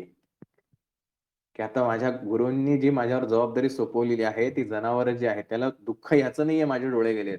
त्याला दुःख कशाचं वाटतंय, की माझ्या गुरूंनी माझ्यावर जी जबाबदारी सोपवली आहे, ती जनावरं सांभाळायची, त्यांना चारून परत घरी घेऊन यायचं. आता ते जनावरांचं काय होईल? त्यांना ते जर घरी गेले नाहीत, तर गुरूंचा माझ्यावरती कोप होईल आणि म्हणून त्याला दुःख होतं आणि असं करत तो आपला चाचपडत चालण्याचा प्रयत्न करतो, जनावरांना शोधण्याचा प्रयत्न करतो आणि असं करत असताना एका खोल अशा विहिरीत जाऊन तो त्या ठिकाणी पडतो. आणि ते पडल्यानंतर आता तर त्याला काहीच येत नाही, करता येत नाही. हात-पाय हलवून बाहेर येण्याचा कुठेतरी प्रयत्न करतो, पण काहीच होत नाही. इकडं संध्याकाळ होते. जनावरं जी असतात, तो रोजचा दिनक्रम असल्यामुळे त्यांना रस्ते माहिती असतात. ते बरोबर आपल्या घरी येतात. इकडे धौम्य ऋषी बघतात, की अरे सगळे जनावरं तर आलेली आहेत पुन्हा, पण आपला जो शिष्य आहे उपमन्यू, हा काही दिसत नाही. आणि म्हणून ते शिष्यवर्गात त्यांच्या चौकशी करतात, की "उपमन्यू आलाय का?" "नाही आला," म्हणून. गुरूंना चिंता वाटायला लागते. काय झालं याचं? हा का नाही आला? काही झालंय का तिथे काही? काही अप्रिय घटना घडलेली आहे का? आणि म्हणून गुरु जे आहे ते त्यांच्या काही शिष्यांसमवेत त्या उपमन्यूला शोधायला बाहेर पडतात. आणि अंधाऱ्या रात्रीमध्ये ते शोधायचं असतात. पुन्हा ते आपल्या शिष्यांना अतिशय कळवळून हाक मारतात. "अरे उपमन्यू, अरे बाळा कुठे आहेस तू? आवाज दे. आहेस का तू?" असं म्हणून ते शोध घेत असतात. आपण जसं एखादी आई, तिचा मुलगा जर तिच्या डोळ्यासमोरनं कुठं थोडासा दृष्टिआड झाला, तर किती कळवळून ती हाका मारत असते. जरी मुलगा तिथेच जरी असला, पण तिच्या दृष्टीसमोर ती येत नाही. किती घाबरलेली असते आई. तसंच ह्या गुरूंचं प्रेम शिष्यांप्रती असंच असतं. आणि ते बिचारे कळवळून त्या उपमन्यूला हाक मारत असतात, "अरे कुठे आहेस तू? कुठे आहेस तू?" आणि हा उपमन्यूला जेव्हा आवाज येतो त्या विहिरीमध्ये तो पडलेला असतो. तर तो तिथून उपमन्यू आवाज देतो, की "गुरुवर्य मी इथे आहे. मी या विहिरीमध्ये पडलेलो आहे." असं ऐकल्यानंतर त्या धौम्य ऋषींना थोडासा धीर येतो आणि शिष्यांच्या मदतीनं त्या उपमन्यूला बाहेर काढतात आणि त्याला विचारतात, की "काय झालं?" तर तो म्हणतो, "गुरुवर्य तुम्हीच सांगितलं हे करायचं नाही, ते खायचं नाही, ते खायचं नाही. मग काहीच नव्हतं माझ्याकडे आणि मला भूक तर काही आवरायला तयार नाही." म्हणून तो त्या रुईच्या झाडातला जो चीक येत होता, तो मी प्यायचा प्रयत्न केला. पण त्यातला एक थेंब माझ्या डोळ्यात गेला आणि माझी दृष्टी गेली आणि त्याच्यामुळे मग मी जनावरांना शोधत असताना मी या विहिरीमध्ये पडलो. ना त्या गुरूंना अतिशय गहिवरून येतं, की एवढं असं ह्यानी कधीही माझ्या आज्ञेचं उल्लंघन केलं नाही. असं म्हटलं नाही, "काय गुरुवर्य तुम्हाला एकदा दिली ना भिक्षा, आता दुसरी तर मला खाऊ द्या की." नाही म्हटला. ते झालं त्या गाईचं दूध प्यायचं होतं, तेही नाही म्हटला नाही. तेही आणून दिलं. तेही बंद केलं. जे मी सांगितलं त्या प्रत्येक गोष्टीचं ह्या आज्ञेचं जे आहे त्या उपमन्यूनी पालन केलेलं आहे आणि जेव्हा त्याची दृष्टी गेली त्यावेळेला सुद्धा त्याला भीती अशी वाटली, की माझ्या गुरूंच्या आज्ञेचं माझ्याकडनं उल्लंघन होईल. ही जी जनावरं मला परत आश्रमात न्यायची होती, ती नेता येणार नाही. माझ्या गुरूंचा माझ्यावरती कोप होईल. ही जी गुरुवरती असलेली निष्ठा जी आहे, ती बघून त्या धौम्य ऋषींना अतिशय आनंद वाटला आणि त्यांनी त्या उपमन्यूला असं सांगितलं, "तू एक काम कर, अश्विनी कुमार जे आहे म्हणजे देवांचे वैद्य, त्यांचं तू स्मरण कर आणि ते स्मरण करता क्षणी धौम्य ऋषींच्या आशीर्वादानं अश्विनी कुमार साक्षात त्या ठिकाणी प्रकट झाले आणि त्यांनी त्यांना पुन्हा दृष्टी दिली आणि त्या उपमन्यूला धौम्य ऋषींनी आशीर्वाद दिला, की "तू खूप मोठा ज्ञानी ऋषी होशील आणि तुझी शिष्य परंपरा सुद्धा मोठी असेल. उत्तक नावाचा तुझा एक महान शिष्य होईल, जो जन्मेजय जो राजा आहे, ज्याने सगळ्या सृष्टीमधले जे सर्प आहेत, त्या सर्पांची हत्या केली होती, त्यांच्याशी दुश्मनी घेतली. खूप मोठी कथा आहे ती. तर तो जन्मेजय जो आहे, तर त्या उत्तक मुनीचा शिष्य होईल. इतकी मोठी परंपरा आणि तुझं जे ज्ञान आहे, तू जे ज्ञान देशील, एवढं तुला ज्ञान होईल. जा तुझं कल्याण झालं. असं म्हणून त्यांना उपमन्यूला धौम्य ऋषींनी ज्ञान दिलं. अशी गोष्ट सांगून महाराज जे आहेत, ते त्या ब्राह्मणाला सांगतात, हे असतात गुरु. गुरु तुमची वेगवेगळ्या कृतीमधनं, वेगवेगळ्या कष्टांच्या माध्यमातनं जे तुम्हाला आवडत नाही, ते करायला लावून तुमच्याकडनं तुमचं मन स्थिर आहे का नाही, ह्याची परीक्षा घेत असतात आणि जेव्हा त्या परीक्षेत तुम्ही पास होता, त्यावेळेला तुम्हाला ते एका क्षणात सगळं काही देऊन टाकतात. त्यामुळे तुझ्या गुरूंवरती तू नाराज व्हायचं काही कारण नव्हतंच. तू स्वतःहून आत्मघातकीपणा केलेला आहेस. आणि हे सगळं ऐकल्यानंतर त्या ब्राह्मणाच्या डोळ्यात अतिशय पाणी येतं, की माझा आता जगून उपयोग काय? माझ्या हातून गुरुद्रोह घडलेला आहे. गुरूंचा अपमान माझ्याकडून झालेला आहे. हे सगळ्यात मोठं पाप आहे आणि मला आता जगण्याचा कुठलाही अधिकार नाही, असं म्हणून तो जो व्यक्ती आहे, तो ब्राह्मण जो आहे, तो आत्महत्या करण्यासाठी नदीकडे जायला निघतो आणि हे महाराज पाहत असतात. थोड्या अंतरावरती गेल्यानंतर महाराज त्याला हाक मारतात आणि त्याला पुन्हा बोलवून घेतात. तुझ्या मनामध्ये जे दुःख झालं, तुला जे गिल्ट वाटलं, ते गिल्ट वाटल्यामुळे तुला आता तुझ्या पापातून मुक्ती मिळालेली आहे. तू आता पुन्हा तुझ्या गुरूंकडे जा. ते तुझा नक्की स्वीकार करतील आणि तुला नक्की ज्ञान देतील. ते जसं सांगतील त्या पद्धतीने तू करावं, असं महाराज त्याला आज्ञा देतात. जाऊन या गुरुपासी, नमन करी भावेसी, संतोष होईल भरवसी, तोची आपण सत्य मानी. असं महाराज त्या ठिकाणी त्याला आज्ञा करतात, की तू जा त्यांच्या इथं. त्यांना नक्की आनंद होईल, की तू परत आलायस म्हणून. त्यामुळे कृपया करून आता तुझं प्रायश्चित्त तू घेतलेलं आहेस. तुझ्या पापातून तुझी मुक्ती झालेली आहे. त्यामुळे तू आता तुझ्या गुरूंकडे जावं, अशी महाराज त्या ठिकाणी त्याला आज्ञा करतात. निरोप देऊनी ब्राह्मणासी, श्री गुरु निघाले परियेसी, आले भिल्लवडी ग्रामासी, भुवनेश्वरी सन्निध. असं म्हणून महाराज आता पुढच्या मार्गक्रमणासाठी निघाले आहेत आणि भिल्लवडी ग्राम जे आहे, त्या भिल्लवडी ग्रामामध्ये भुवनेश्वरी देवी जी आहे, तिच्या सानिध्यामध्ये आता महाराज झालेत आणि तिथं येऊन महाराज पुन्हा त्या नदी तीरावरती बसून त्यांच्या सेवेमध्ये आहेत. एक चातुर्मास जो आहे, तो महाराजांनी त्या ठिकाणी घालवलेला आहे. कृष्णा पश्चिम तटाकेसी, औदुंबर वृक्ष परियेसी, श्री गुरुस्वामी राहिले गुप्तेसी, एक चित्त परियेसा. अशा प्रकारे महाराज पुढच्या त्या प्रवासाला निघालेत आणि पुढच्या अध्यायांमध्ये आपल्याला ही अतिशय मनोहर अशी कथा जी आहे ती आपल्याला ऐकायला मिळणार आहे. सिद्ध म्हणे नामधारकासी, राहिले श्री गुरु भिल्लवडीसी, महिमा वाढली बहुअसी, प्रख्यात गेले सांगून. आणि पुन्हा महाराज प्रसिद्ध झालेत. आता गुप्त रूपातलं कार्य थांबून प्रकट रूपाने महाराज त्या ठिकाणी येत आहेत आणि त्याची गोष्ट ही अत्यंत सुंदर आहे, जी मी तुला पुढच्या अध्यायात सांगेल. म्हणून सरस्वती गंगाधर सांगे श्री गुरुचरित्र विस्तार ऐकता होय मनोहर स्थकळाभिष्टे साधते. आणि म्हणून हा सरस्वती गंगाधर जो आहे तो म्हणतो की मी अतिशय कळवळून तुम्हाला हे गुरुचरित्राचा विस्तार जो आहे, गुरूंची महती जी आहे ते आणखीन तुम्हाला पुढे सांगणार आहे. अतिशय आनंददायी ही गोष्ट असणार आहे. त्यामुळे तुम्ही कृपया करून हे एकचित्ताने ऐकावं. तुमच्या सगळ्या मनोकामना ज्या आहेत त्या सगळ्या पूर्ण होतील असं हे गुरुचरित्राचं आख्यान मी तुम्हाला सांगत आहे. आणि या ठिकाणी अध्याय क्रमांक 16 ची समाप्ती करत आहे असे नामधारक त्या ठिकाणी म्हणतात. अवधूत चिंतन श्री गुरुदेव दत्त. अध्याय किती महत्वाचा आहे. प्रत्येकाच्या आयुष्याला कलाटणी देणारा, आपल्या आयुष्यात गुरूंचं महत्व सांगणारा, गुरु कसा असतो, गुरु कशा प्रकारची परीक्षा घेतो आणि कशा प्रकारे ज्ञान देतो या सगळ्या गोष्टींचं वर्णन करणारा असा हा अध्याय आहे. आपण थोडस विस्तृत स्वरूपामध्ये अगदी थोडक्यामध्ये ह्या गोष्टी, खरं तर महत्वाचा अध्याय आहे परंतु सांगायला गेलं तर वेळ खूप लागेल. गुरु आणि शिष्य या दोघांमधलं नातं आणि शिष्याचं वागणूक जी आहे ती कशी असली पाहिजे. आपल्याला अनेकदा असं वाटतं की मी कोणता गुरु करावा जो मला दिशा दाखवेल, जो मला सद्गती देईल. प्रश्न हा नसतो की गुरु कोणता निवडावा, प्रश्न हा असतो शिष्य कसा व्हावा.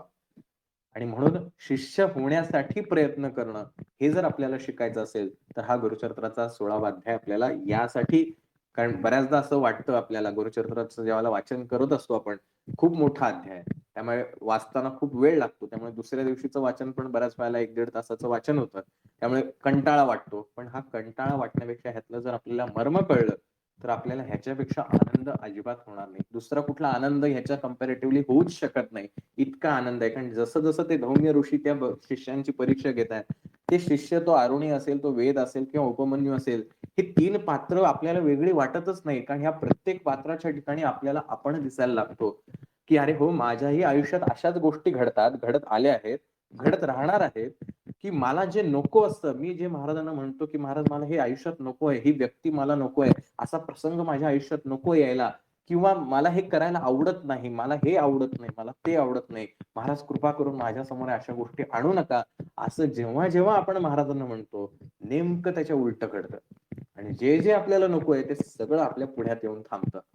आणि मग आपण महाराजांवरती रागे भरतो. काय महाराज, मी तुम्हाला एवढी प्रार्थना केली होती, एवढे नारळ वाहिले होते, एवढ्या आरत्या केल्या होत्या, एवढे स्वामी चरित्राची पारायण केली होती की हे माझ्या आयुष्यात नको आहे, हा माणूस माझ्या आयुष्यात यायला नको आहे, अशी मी केवढी तुम्हाला प्रार्थना केली होती, तरी सुद्धा तुम्ही माझ्या आयुष्यात हे असंच केलेलं आहे.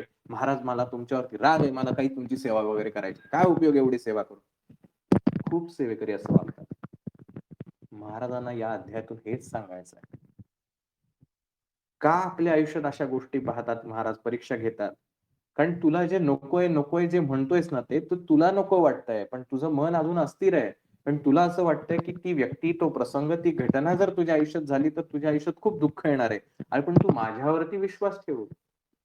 तुझं चित्त हे पूर्णतः माझ्या चरणी समर्पित असलं पाहिजे. येणारा प्रत्येक प्रसंग हा माझा आशीर्वाद आहे असं समजून तू जर चाललास तर तुझ्या आयुष्यात कुठलंच दुःख येणार नाही. पण तुझं मन अजूनही अस्थिर आहे. तू अजूनही मी सोडून जग पाहतोयस. तुला असं वाटतंय की मी फक्त मंदिरात आहे, मी फक्त एखाद्या मूर्तीमध्ये आहे, मी फक्त एखाद्या फोटोपुरतं आहे. अशी जी तुझी मनस्थिती आहे ना, ती बदलण्यासाठी गुरु मुद्दामून तुमच्या आयुष्यात तुम्हाला नको असलेल्या, अप्रिय असलेल्या गोष्टी तुमच्या आयुष्यात घडवतो. त्यातून जर तुम्ही पास झाला की ती आली गोष्ट अप्रिय आहे तुमच्यासाठी, तो व्यक्ती तुमच्या समोर नको यायला हवता, तो व्यक्ती समोर आला की तुमचं डोकं सरकतं, राग येतो, चिडचिड होते, सगळं वाटतंय. पण त्या क्षणी तो जो ट्रिगर पॉइंट आहे की जिथे सगळ्या गोष्टी चेंज होणार आहेत, पटकन राग येणार आहे, त्या क्षणी जर तुम्ही तुमचं मन स्थिर ठेवू शकला, ठीक आहे, ही महाराजांचीच लीला असेल. त्यातनं पॉझिटिव्ह जर काही तुम्ही करण्याचा प्रयत्न केला तर महाराज त्या क्षणी तुमच्यावरती प्रसन्न होणार आहेत. आणि कदाचित तुम्ही ज्याची कल्पना केली नसेल ती गोष्ट महाराज त्या क्षणी तुम्हाला देऊन जाणार आहेत. हे सांगण्यासाठी हा धौम्य ऋषींचा अध्याय आपल्याला या ठिकाणी वाचायला मिळतो. गोष्ट सांगायची महाराजांना जी आहे ना ती आपण समजून घेतली पाहिजे. त्या कथेच्या मागणं महाराजांना आपल्याला काय सुचवायचंय. मी अनेकदा जे म्हणतो की शिक्षक जेव्हा पॉइंट करतो एखादी गोष्ट की इकडे बघा, फळ्याकडे बघा, असं ज्यावेळेला म्हणतो ना, त्या आपण लक्ष महाराज त्या शिक्षकाच्या बोटाकडे नसतं बघ ठेवायचं. आपलं लक्ष फळ्याकडे जायला पाहिजे. महाराज ज्यावेळेला गोष्ट सांगतायत ना, आपलं लक्ष गोष्टीकडे नसलं पाहिजे. या गोष्टीच्या माध्यमातून महाराजांना काय सांगायचंय ह्याच्याकडे आपलं लक्ष असलं पाहिजे. आणि म्हणून महाराजांनी ज्यावेळेला त्या ब्राह्मणाला काय आज्ञा केली आहे, किती सुंदर सांगितलेलं आहे.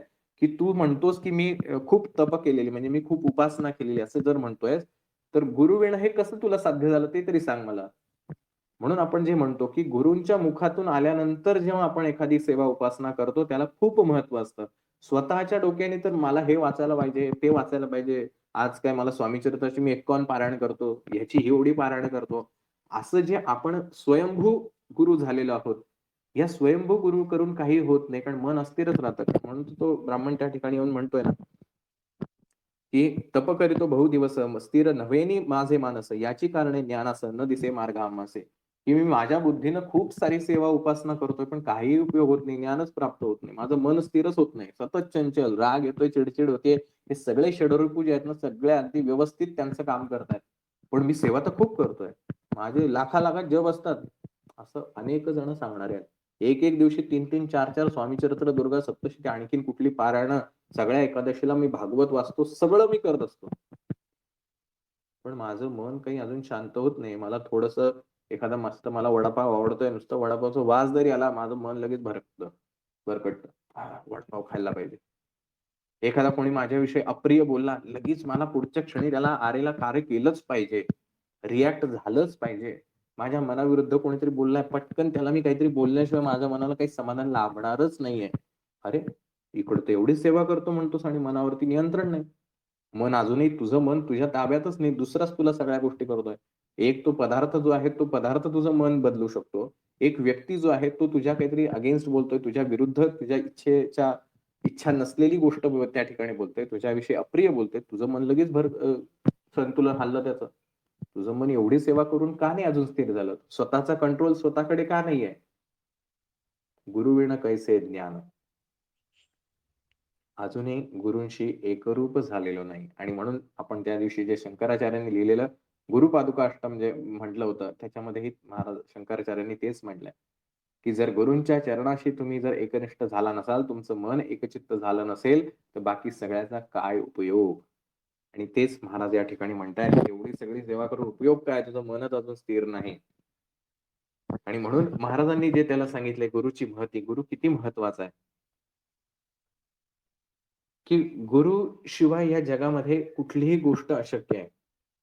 आणि म्हणून महाराजांनी त्या ब्राह्मणाला काय म्हटलंय, "तू आत्मघातकी आहेस." की तू त्या गुरूंनाच डावलून या ठिकाणी माझ्याकडे आलाय. जे गुरुच तुला ज्ञान देणार होते, तेच देऊ शकत होते. त्यांना डावलून तू माझ्याकडे आहे. महाराजांनी आपल्यासारखं नाही केलं. अच्छा ह्याचा कस्टमर का माझ्याकडे ये माझ्याकडे. नाही म्हणले असं. तुझे जे ठिकाण आहे ना, त्याच ठिकाणी तू जा. माझ्याकडे यायची गरज नाही. तुला तेच गुरु ज्ञान देणार. आपल्याकडे कसं आहे, या केंद्रात दुखावलेला माणूस आपल्याकडे आला की लगेच ये माझ्याकडे ये. मी घेतो तुला सावरून. आपण एकमेकांना लगेच कॉम्पिटिशन सुरू करतो. आपण त्या व्यक्तीला घडवत नाही. आपण आपली पॉवर वाढवण्याच्या बेतात असतो. कुठे आहे आपलं सेवेकरी म्हणून एकमेकांना घडवणं जे आहे, हे घडवणं कुठे आहे? आपण त्या व्यक्तीला शिकवू नाही शकत, की कसं तुला ह्या पद्धतीनं बाहेर पडायचं आहे. आपण त्याला उलट प्रोत्साहन देतो, की तू आणखीन चुकीचा मार्ग कर. तू गुरु सोडून ये. तिकडचं केंद्र सोडून ये. कशाला तिकडे जातोयस? माझ्याकडे ये. त्या व्यक्तीच्या कशाला नादाला लागतोय? माझ्याकडे ये. मी तुला चांगलं शिकवतो. आपण असं करतो. महाराजांनी असं नाही केलं. महाराजांनी त्याला समजून सांगितलंय आणि महाराज त्याला म्हणतायत, की गुरु होता आपणासी एक अतिनिष्ठुर त्याचे वाक्य माते गांजील अनेक अकृत्य सेवा सांगे मदत, की तो ब्राह्मण जो म्हणतोय, की ते मला काहीही सांगायची कामं नको ती कामं करायला लावायची. आणि म्हणून मला त्यांच्यावर राग यायचा, की ते मला काही शिकवायचे नाही, ज्ञान द्यायचे नाहीत आणि बाकीच्याच गोष्टी फक्त कष्टाचीच कामं करायला लावायचे. असं सगळं होतं आणि म्हणून मी त्यांच्यावरती रागवून या ठिकाणी आलेलो आहे. म्हणून महाराज हसून त्याला म्हणतायत, की "श्री गुरुमूर्ती हास्यवदन म्हणती कैसा ब्राह्मण आत्मघातकी तू होसे." स्वतःच्या पायावरती कुऱ्हाड मारून आलेला आहेस तू. तुझ्याकडे स्वतःकडे होतं ते तू सोडून इकडे माझ्याकडे आलेला आहेस. काही उपयोग नाही. स्वतः तू तुझं नाक कापलेलं आहे. तुझं नाक विद्रूप झालेलं आहे. तुझा चेहरा विद्रूप झालाय आणि तू म्हणतो समोरचा माणूस अपशकुनी आहे. त्याच्यामुळे माझं नाक कापलं. अरे तुझ्याकडे बघ ना. तुझ्या गुणांचं मी कुठे चुकतोय ह्याचं आत्मपरीक्षण तुझ्याकडे तुला करायची गरज वाटलेली नाही. एखादा मूर्ख एखादा मूर्ख आपुले करी मळ विसर्जी देहावरी आपुले अदृष्ट ऐसे बरे म्हणूनही सांगे सगळे का की एखादा मूर्ख जो असेल तर आपल्या शरीराचा जो मळ आहे तो मळ विसर्जित न करता म्हणजे ते स्वच्छ न करता दुसऱ्याला म्हणतोयस तू किती घाण दिसतोय असं तू वागतोयस तैसे तुझे अंतःकरण. अंतःकरणाचे 4 भाग आहेत. मन, चित्त, बुद्धी, अहंकार. 4 गोष्टी मिळून अंतःकरण बनतं. तर हे तुझे जे अंतःकरण आहे, हे तू स्वतःच विद्रूप करून घेतलंयस. स्वतःमध्ये ही घाण सगळी साचवून ठेवली आहेस. गुरूंविषयी द्वेष ठेवलाय, राग ठेवलाय आणि तू म्हणतो मला ज्ञान कसं नाही होत. कसं होणार ज्ञान? कारण ते वरचं तळ्याचं पाणी स्वच्छ नाही अजून. आपुले नासिके छेदून पुढल्या ते अपशकुन करणार होसी तूच एक. तर तुझ्यासारखा मूर्ख माणूस आहे हा. की स्वतः चूक केली आहे. स्वतःच्या आतमध्ये राग, द्वेष सगळे मत्सर भरलेत आणि गुरूंना म्हणतोय, "गुरु मला ज्ञान का नाही देत?" बघा महाराज कशा पद्धतीने समजावून सांगतायत. महाराजांनी गुरुविषयी एकही वाक्य व्यक्त नाही केलेलं. महाराज त्याला समजावून सांगतायत, "तू काय करायला पाहिजे?" "विचारिसी आपुले गुण, तू ते होय कैचे ज्ञान, गुरुद्रोही तोची जाण, अल्पबुद्धी परियेसा." जो स्वतःच्या दोषांकडं, स्वतःचे जे गुण आहेत, त्या गुणांकडे न पाहता, गुण म्हणजे स्किल नाही हां. आपण जे मागे बघितलंय सत्व, रज, तम, की तुझे कुठले गुण तू बिहेव करतोयस, तू कशा पद्धतीने तामसिक होतोयस, कशा पद्धतीने राजसिक होतोय, या कुठल्याही गोष्टींकडे तू स्वतःचं चिंतन करत नाहीस, स्वतःला विचारत नाहीस.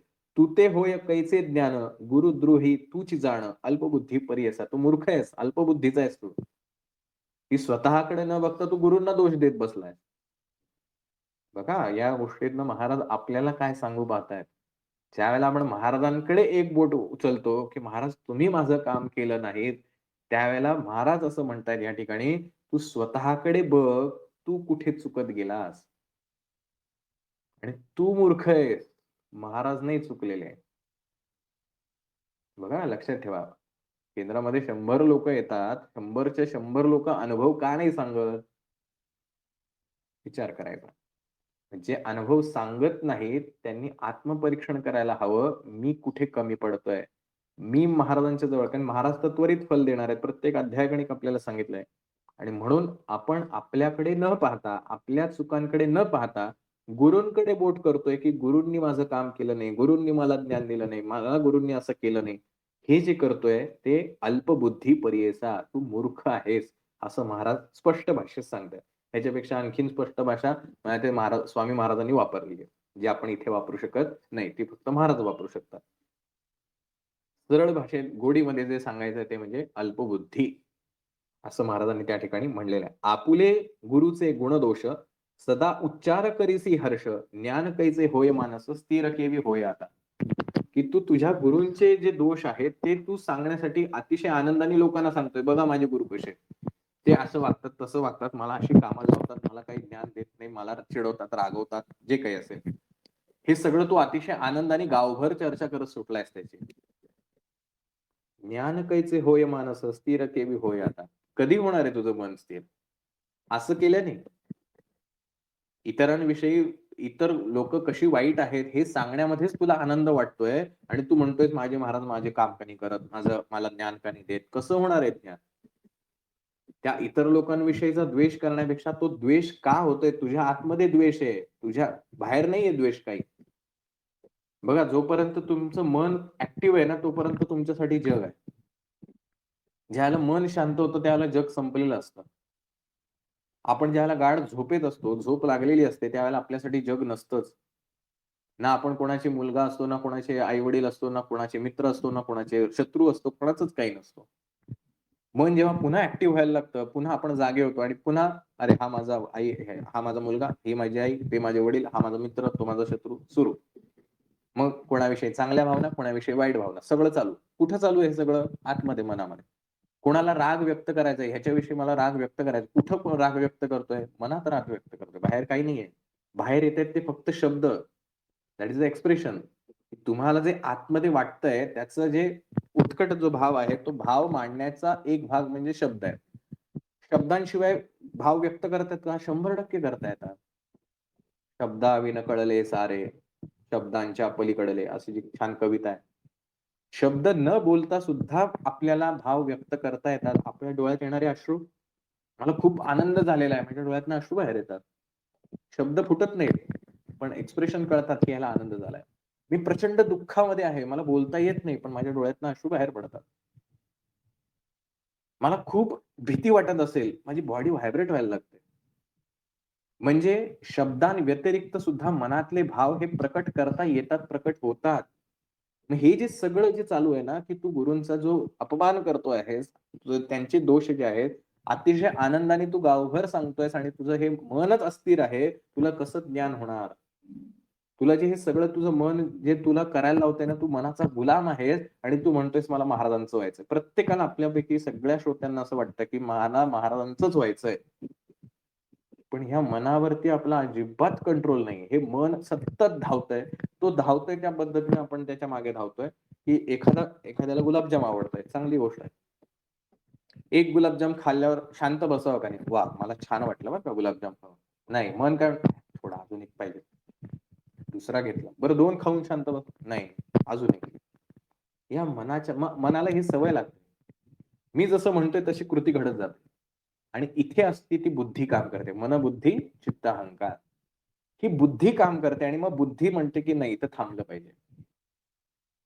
म्हणजे याच्यावरती एक फार सुंदर आपण म्हणूया दृष्टांत म्हणूया किंवा भगवंताने दिलेलं जे ज्ञान आहे, ते ज्ञान फार सुंदर आहे, की भगवान श्रीकृष्ण भगवद्गीतेमध्ये याच्यावरती आपल्याला एक गोष्ट सांगतात. युक्ताहार विहारस्य युक्तचेष्टस्य कर्मसु युक्तस्वप्नावबोधस्य योगो भवति दुःखः. भगवंत असं म्हणतो, की जो आहार, विहार, विचार, त्याचे कर्म ह्याच्यावरती जर नियमन करू शकत नसेल, तर त्याचं जे काही त्याच्या आयुष्यात दुःख आहे, त्याला कारणीभूत हेच गोष्टी आहेत. आहार जो मोजका घेतो, जो कमीही घेत नाही आणि जास्तही करत नाही, तो योगी किंवा तो उत्तम. विहार, योग्य ठिकाणीच विहार करतो, ज्याच्यातून त्याचा मन शांत राहतं. विचार, जे मनामध्ये येणारे विचार आहेत, त्या विचारांवरती त्याचा कंट्रोल आहे. मनातले विचार ऑटोमॅटिक येत नाहीत. हा मनातनं विचार आणतो. असा जो व्यक्ती आहे, त्याला आयुष्यात दुःख होत नाही. जो खूप वेळ झोपतो, जो कमी वेळ झोपतो, दोघंही चुकीचे आहेत. योग्य निद्रा घेणं आवश्यक आहे. त्या अध्याय क्रमांक 6 मध्ये आणि ज्ञानेश्वर माऊलींनी तर ह्याच्यावर सुंदर दृष्टांत दिले. याच्यावरती न बोललेलंच बरं. कारण प्रचंड सोप्या, सहज भाषेमध्ये ज्ञानेश्वर माऊली आज ज्ञानेश्वर माऊलींची आजची एकादशी आहे. 725 संजीवन समाधी सोहळा आज सगळ्यांनी संपन्न झालाय. माऊलींनी दिलेलं ज्ञान अफाट आहे. का त्या उपमन्यूला धौम्य ऋषी जे आहेत, त्या आहारावरती का कंट्रोल करायला सांगत असतात? यासाठी. कारण तुमचं मन जर तुमच्या ताब्यात राहिलं नाही, तर ज्ञान होणारच नाही. आणि हे ज्ञान होण्यासाठी तुम्ही गुरूंच्या चरणाशी एकनिष्ठ असणं आवश्यक आहे. आणि म्हणून त्याला जरी आहाराचं त्याचं मन वेडं आहे खाण्यासाठी, पण गुरु आज्ञा जी असते, त्या गुरु आज्ञेशी तो जास्ती प्रामाणिक असतो. त्याच्या मनाच्या इच्छेविरुद्ध ती गोष्ट करत असतो. हे पहिल्यांदा तो इतकं खात-पीत असतो म्हणून गुरु त्याची परीक्षा घेण्यासाठी त्याला बाहेर पाठवतात. मग तो भिक्षा मागून खातो. गुरु म्हणतात, "भिक्षा खायची नाही." दुसऱ्यांदा भिक्षा मागतो, तीही खायची नाही. हे करू नको, ते त्याच्या मनावरती कंट्रोल, की त्याच्या मनाच्या विरुद्ध त्याला वागायला लावतात मुद्दामून. तू तुझ्या मनाच्या आहारी जाऊ नको. तू तुझ्या पद्धतीनं मनाला वागवायला पाहिजे. आणि म्हणून तो उपमन्यू जो आहे, तो त्या मनाच्या विरुद्ध जाऊन फक्त गुरुनिष्ठा हे जो विचार आहे, हा जो विचार आहे, या विचारांशी प्रामाणिक राहून त्याच्या मनाविरुद्ध सगळ्या गोष्टी करतो आणि त्या मनावरती नियंत्रण करून स्वतःच्या जीवाची सुद्धा पर्वा न करता ती गोष्ट करतो आणि म्हणून धौम्य ऋषी त्या ठिकाणी त्याला आशीर्वाद देऊन त्याला उपकृत करतात ज्ञानाने. ज्ञान कधी होतं? ज्यावेळेला मन तुमचं तुमच्या ताब्यात येतं. मध्ये एका सेवेकराने छान पर्सनलला एक प्रश्न विचारला होता, की हा आत्मा आणि परमेश्वर किंवा आपण जे आहोत, हे कसं काय म्हणे आहे, की ते आत्मा आपल्याला कसं पाहता येतो किंवा कसं समजून घेता येतो? काही अवघड नाही, सोप्पं आहे. ज्ञानेश्वर माऊलींनी सांगितलेलं एक उदाहरण सांगतो आणि मग मी आजच्या काळातलं लावलेलं माझं उदाहरण. ज्ञानेश्वर माऊलींनी असं सांगितलं, की या जगामध्ये खूप प्रकारचे कापड आहेत. रेशमी आहेत, अन्य कुठल्याही प्रकारचे कापड आहेत. पण तुम्ही ह्या कापडाचा जर डिटेलमध्ये गेलात, तर ते तुम्हाला कापड जे आहे ते लाल, निळं रंग हे असे रंग नाही दिसतात. त्यातले तंतू दिसतात, त्यातले धागे दिसायला लागतात. आणि हे धागे जे आहेत ते प्रत्येक कापडामध्ये तुम्हाला धागेच दिसणार आहे. मग तुम्ही त्याचं नामकरण करता. हा धागा जो आहे तो रेशमाचा आहे, हा धागा सुती आहे, हा धागा आणखीन तिसरा कुठला आहे, नायलॉनचा आहे. पण आहे तर धागाच ना. सगळ्याचं मूळ धागाच आहे. स्वरूप वेगवेगळे आहेत, पण मूळ धागाच आहे. तसंच मी माझ्या पद्धतीने एक लावलेलं उदाहरण आहे, की मी जे समजून घेतलं ते तुम्हाला सांगतो. प्रत्येक जे पिक्चरचे थिएटर्स असतात, मूव्ही थिएटर्स, त्या प्रत्येक थिएटरमध्ये 70 एमएमचा छानपैकी एक पांढऱ्या रंगाचा पडदा लावलेला असतो. जेव्हा आपण पिक्चरच्या सुरुवातीला त्या ठिकाणी जातो, सिंपल पांढऱ्या रंगाचा पडदा दिसतो. आता हा जो पडदा आहे, हा प्रत्येक थिएटरमध्ये सेमच आहे. याच्यामध्ये कुठलीही तफावत नाही. पडदा तेव्हा बदलतो, ज्यावेळेला त्या पडद्यावरती जेव्हा प्रोजेक्शन होतं, एखाद्या चित्रपटाचे जे लाईट्स आहेत, ते लाईटचं प्रोजेक्शन होतं, त्यावेळेला तो पडदा आपल्याला आता पडदा दिसत नाही, पिक्चर दिसायला लागतो. आणि ह्या पिक्चरमध्ये आपण प्रेक्षक म्हणून जे असतो, हे प्रेक्षक त्या पडद्यावरती दिसणारं चित्रच खरं आहे, असं म्हणून पूर्ण पिक्चर एन्जॉय करतो. आणि ज्यावेळेला पिक्चर संपतो, लाईट बंद होतात, पुन्हा राहतो तो मूळ पडदा. हा पडदा सगळ्या थिएटरमध्ये सेम आहे. म्हणजेच सगळ्यांमध्ये असलेला परमेश्वर हा एकच आहे. पण या परमेश्वरावरती होणारं प्रोजेक्शन जे आहे, म्हणजे हे जे गुण आहेत सत्व, रज, तम, हे जे गुण आहेत हे प्रत्येकाचे वेगवेगळे आहेत. एखाद्या पिक्चरमध्ये सलमान खानचा पिक्चर लागला असेल, एखाद्या पिक्चरमध्ये आणखीन कुठलातरी पिक्चर लागला, ह्याच्यावरती होणारे प्रोजेक्शन वेगवेगळे आहेत. आणि ह्या प्रोजेक्शनलाच खरं मानून आपण जे आहोत, म्हणजे हा देह जो आहे, तो बिहेव करतो, तो वागणूक करत राहतो. हां, मीच हा आहे. आणि पूर्ण एन्जॉय करतो तो पिक्चर. अगदी म्हणजे त्याच्यामध्ये एखादा इमोशनल सीन असेल तर आपल्याला रडायला येतं, एखादा कॉमेडी सीन असेल तर हसायला येतं. बघा दिसणारा पडदाच आहे. ह्याच्या व्यतिरिक्त काही नाही. पडद्यावरती लाईटचं प्रोजेक्शन केलं जातंय. लाईट टाकला जातोय आणि त्या माध्यमातून चित्रपट दाखवला जातोय. तो जो लाईट आहे त्यामुळे आपण पडदा विसरलेलो आहोत आणि त्या पडद्यावरती पडणारे लाईट्समुळे त्या घडणाऱ्या घटनांमध्ये आपण इतके इमोशनल झालोय, की त्यालाच सत्य मानून बसलोय. आपलंही तसंच आहे. हा देह म्हणजे आपण, तो प्रेक्षक. ते मन म्हणजे ते लाईटचं प्रोजेक्शन आणि तो आत्मा किंवा तो परमेश्वर म्हणजे तो पडदा. हा पडदा सगळ्यांमध्ये कॉमन आहे. मध्ये हे जे मनाचं फॅक्टर आहे, त्याच्यामध्ये असलेले सत्व, रज, तम हे जे 3 गुण आहेत, ह्याचं जे परम्युटेशन कॉम्बिनेशन जे आहे, म्हणजे त्याचं जे काय म्हणूया आपण त्याला आता मिक्सचर जे आहे 3 गुणांचं, कोणामध्ये सत्व जास्ती, कोणामध्ये तम जास्ती, कोणाचं आणखीन वेगवेगळे आहेत. शेवटी बेसिक कलर 3च असतात. मूळ रंग 3च आहे. या 3 रंगांमध्येच अनेक रंगांची निर्मिती होते. तसं मूळ 3च गुण आहेत. या 3 गुणांच्या मिक्सचरमधनं सगळी सृष्टी तयार झाली आणि हा देह म्हणतो, की ती सृष्टी जी दिसते ना, तीच खरी आहे. आणि म्हणून आपण पडद्याला विसरून जातो तेवढे 3 तास. जेव्हा ते लाईट शांत होतो, त्यावेळेला परमेश्वराचं दर्शन होतं. ज्यावेळेला मन शांत होतं आणि ह्या सत्व, रजतम ह्यांच्या पलीकडे जाऊन हे सगळे शांत होतात, की आता मला कळतं हे म्हणजे काहीच नाहीये.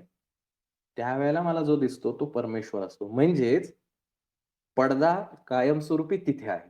तो आधीही होता पिक्चरच्या आधी. पिक्चर सुरू झाल्यानंतरही पडदा तिथेच होता. पिक्चर संपल्यानंतर सुद्धा पडदा तिथेच आहे. आपल्याला असं वाटतं पिक्चर सुरू व्हायच्या आधी पडदा होता. पिक्चर सुरू झाल्यानंतर पिक्चर आला आणि पिक्चर संपल्यावर पुन्हा पडदा आला. सेम आपलं आहे. आत्मा आधी होता, मग त्याने या शरीरात प्रवेश केला.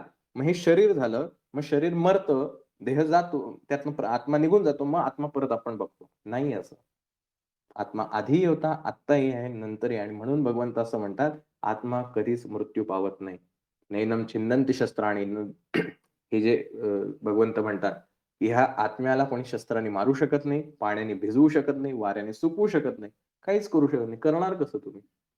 हा असतो परमेश्वर आणि म्हणून मन शांत का होणं अपेक्षित आहे? तोपर्यंत महाराज भेटणार नाहीत. कितीही प्रयत्न करा.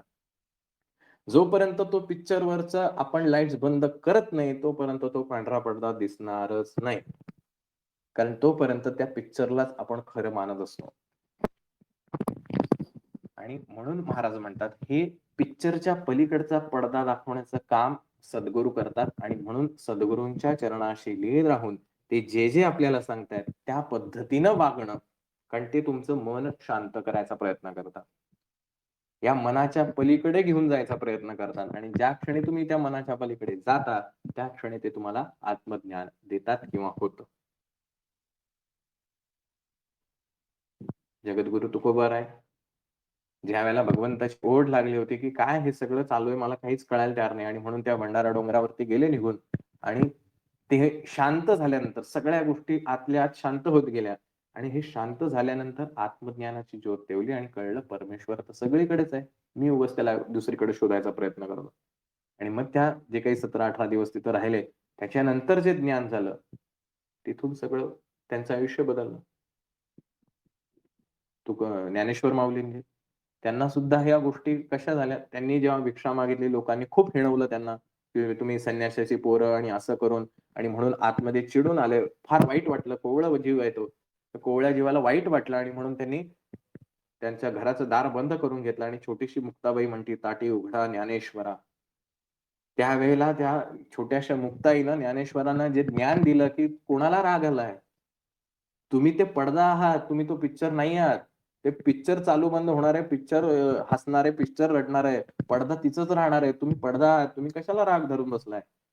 हे जे त्या मुक्ताईनी जे ज्ञान दिलं, त्या ज्ञानाने ज्ञानेश्वरांमधलं ज्ञान प्रकट झालं आणि तिथून ज्ञानेश्वरांनी आपलं कार्य, मूळ कार्य काय आहे? मग निवृत्तीनाथांना विनंती केली, की कशासाठी माझा देह आहे? कशासाठी मी जन्माला आलोय? याच्याबद्दल मला ज्ञान द्यावं. आणि म्हणून संपूर्ण ज्ञानेश्वरीमध्ये सुद्धा ज्ञानेश्वर माऊलींनी गुरूंचंच महत्व वेळोवेळी विशद केलेलं आहे, की गुरु का श्रेष्ठ असतो? जो सतत तुम्हाला तुमच्या आयुष्याकडे बघण्याला शिकवतो, आत्मकेंद्रित बनवतो, अंतर्मुखी बनवतो आणि आतमध्ये पहा, परमेश्वर बाहेर पाहायची गोष्ट नाही.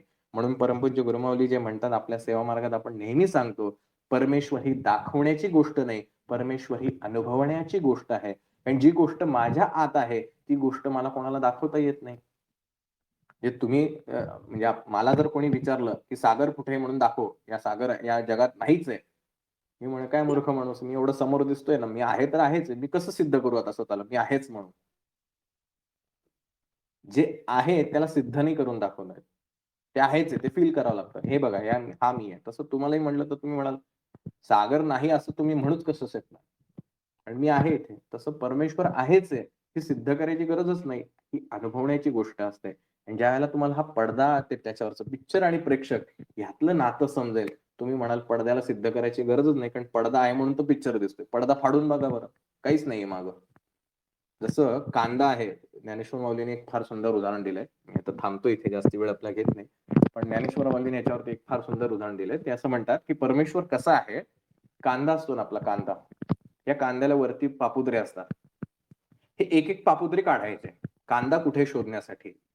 एक पापुद्रा काढला, दुसरा काढला, तिसरा काढला. सगळे पापुद्रे काढून टाकायचे. आत काहीच राहत नाही. कुठे आहे कांदा?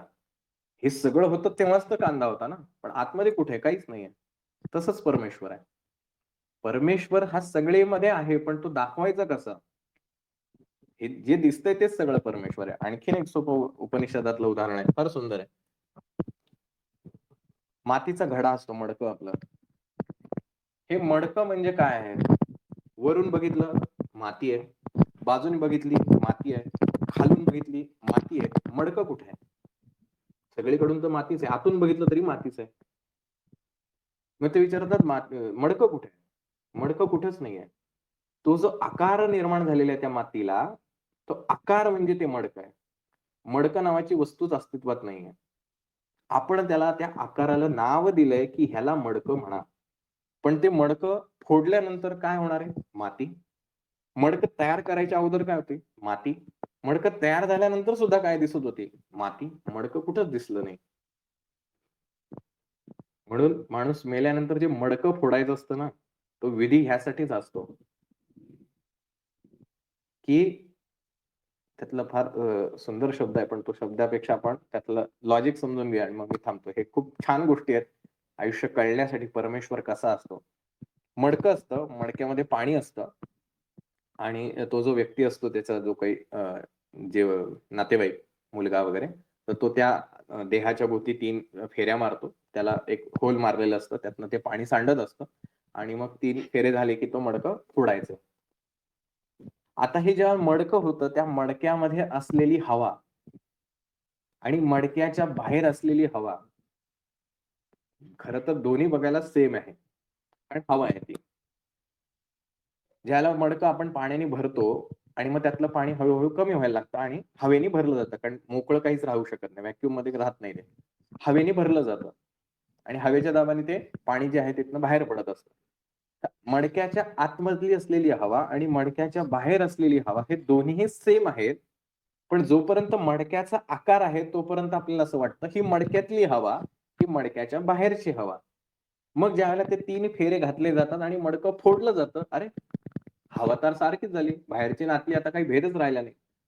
ते सांगण्यासाठी, म्हणजे तर खरं त्या मेलेल्या व्यक्तीसाठी नाही, तो आपल्यासाठी संदेश असतो, जे बाहेर लोक असतात, की अरे तू कसलं भरून बसलाय, हा माझा देह, हा माझा देव, हा म्हणजे मी आहे. काही नाहीये, मी आणि तो सगळं सारखंच आहे. त्यासाठी तो असतो विधी, आपल्याला सांगण्यासाठी. मेलेल्या माणसासाठी नाही, आपल्यासाठी. हा काय चाललाय सगळा खेळ, तू कशाला घेऊन बसलाय, ते मडकं मडकं म्हणून तू स्वतःचा इतका अहंकार वाढवून ठेवलाय. ज्यावेळेला तुझी अशी अवस्था येणार आहे, त्यावेळेला तुला कळेल काही नव्हतं, मडकं फुटल्यानंतर आतली हवा आणि बाहेरची अवस्था तर होती. आणि आपण आपल्या आतल्या हवेचा अहंकार करत बसलो. आणि हे सांगण्यासाठी महाराजांनी हा धौम्य ऋषींच्या कथा सांगून आपल्याला आत्मज्ञान कसं प्राप्त होतं आणि गुरु का त्यासाठी आपल्याला कशा प्रकारे मदत करतो आणि गुरूंचा द्रोह आयुष्यात का नाही करायचा, गुरु कशा प्रकारे आपल्या जीवनात बदल घडवत असतो. ज्या वेळेला आपण एकदा गुरूंचं बोट धरलं की गुरु आपलं बोट कधीच सोडत नाही, आपण लाख वेळा सोडायचा प्रयत्न करतो. त्यामुळे ह्या कथेच्या माध्यमातून आपल्याला फार सुंदररित्या महाराजांनी ही गोष्ट समजून सांगितली. आजच्या दिवशीचं जे स्तोत्र आहे ते स्तोत्र आपण म्हणण्याचा प्रयत्न करूया. जसं अथर्व शीर्ष, आपण गणपती अथर्व शीर्ष वाचतो किंवा संस्कृत सप्तशती जे आहे त्याच्यामध्ये देवी अथर्व शीर्ष सुद्धा आहे. अथर्व शीर्ष म्हणजे काय? अथर्व म्हणजे हलणे, अस्थिर, अथर्व म्हणजे न हलणार आणि शीर्ष म्हणजे प्रमुख किंवा मुख्य. असं ज्ञान, अशा गोष्टी ज्या कधीच बदलू शकत नाही. सृष्टीच्या कुठल्याही काळामध्ये यातलं ज्ञान कधीही बदलणार नाही. जे चिरंतन आहे ते म्हणजे अथर्व शीर्ष. तसं हे दत्त महाराजांचं अथर्व शीर्ष आहे, की दत्त महाराज कसे आहेत आणि त्यांचं स्वरूप वर्णन करणार आहे. आपण ते म्हणूया.